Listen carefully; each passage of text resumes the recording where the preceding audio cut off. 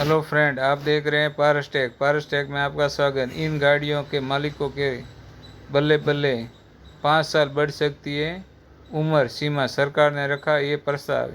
EV, CNG और venture real electric और CNG गाड़ियों से जुड़े वाहन मालिकों के लिए बड़ी खबर है। सरकार इन गाड़ियों को तय उम्र सीमा के बाद भी ज़्यादा समय तक सड़क पर चलाने की मंजूरी देने की तैयारी कर रही है।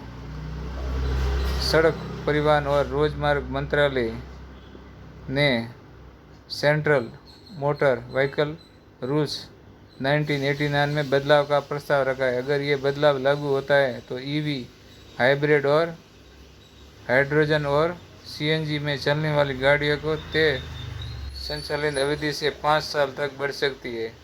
मंत्रालय ने इसके लिए नियमों में बदलाव का मसौदा जारी किया है। इसमें गाड़ियों की उम्र के अलावा नेशनल परमिट और वाहन कारोबार से जुड़े ट्रैबर कॉर्पोरेशन के नियम में भी बदलाव प्रस्तावित है। ईवी, सीएनजी गाड़ियों में 5 साल ज़्यादा चलने का प्रस्ताव नियम के तहत इलेक्ट्रिक व्हीकल्स, हाइड्रोजन और सीएनजी चलने वाली गाड़ियों का मौजूदा तय उम्र से सीमा से 5 साल अधिक अंतरिक्ष चलाने की अनुमति मिली। इसके सीधा फायदा खासतौर पर उन कारोबारी और फ्लैट ऑपरेशन को मिल सकता है जो बड़ी संख्या में कमर्शियल व्हीकल चलाते हैं।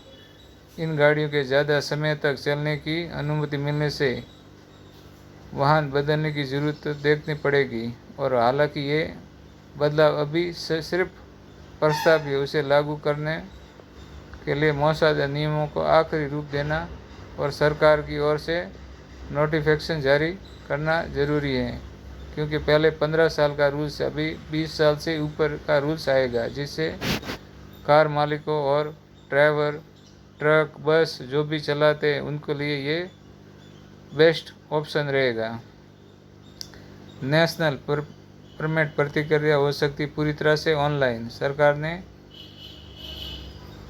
कमर्शियल व्हीकल के लिए नेशनल परमिट व्यवस्था डिजिटल बनाने के प्रस्ताव रखा है। नए ढांचे के तहत नेशनल परमिट के लिए आवेदन करने से और उसे जारी करने की पूरी प्रक्रिया ऑनलाइन की जा सकती है।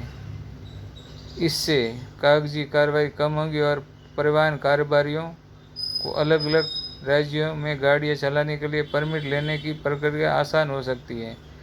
नेशनल परमिट के जरिए पात्र कमर्शियल व्हीकल को अलग अलग राज्यों की सीमाओं के भीतर चलाने की अनुमति मिलती है। कंपनियों को भी मिल सकता है ट्रेंड कंट्रीब्यूशन मौसादो ऑटोमोटिव कंपाउंड मैन्युफैक्चरर को भी ट्रेडिंग क्लस्टर्स व्यवस्था के दायरे में लाने के प्रस्ताव है। टेंडर करेक्टर कोड का इस्तेमाल वाहन, डीजल और निर्माता कुछ खास कामों के लिए करते हैं, जिसमें गाड़ियां जांच और उन्हें एक जगह से दूसरी जगह ले जाने के शामिल हैं। इस प्रस्ताव लागू होता है तो वाहनों के पुर्जे बनाने वाली कंपनियों को भी व्यवसाय का हिस्सा बन जाएगी। क्या कभी बदल जाएंगे नियम? नहीं, ये बदलाव सिर्फ प्रस्तावित किए गए ईवी, हाइड्रोजन और सीएनजी गाड़ियों की उम्र 5 साल बढ़ाने समय। दूसरे बदलाव तभी लागू होंगे जब सरकार मसौदे को अंतिम रूप देकर अधिसूचना जारी करेगी। फिलहाल प्रस्तावित बदलाव का मकसद साफ ईंधन वाली गाड़ियों के इस्तेमाल को बढ़ावा देने के साथ साथ कमर्शियल व्हीकल परमिट और वाहन कारोबार से जुड़े नियमों को आसान और डिजिटल बनाना है।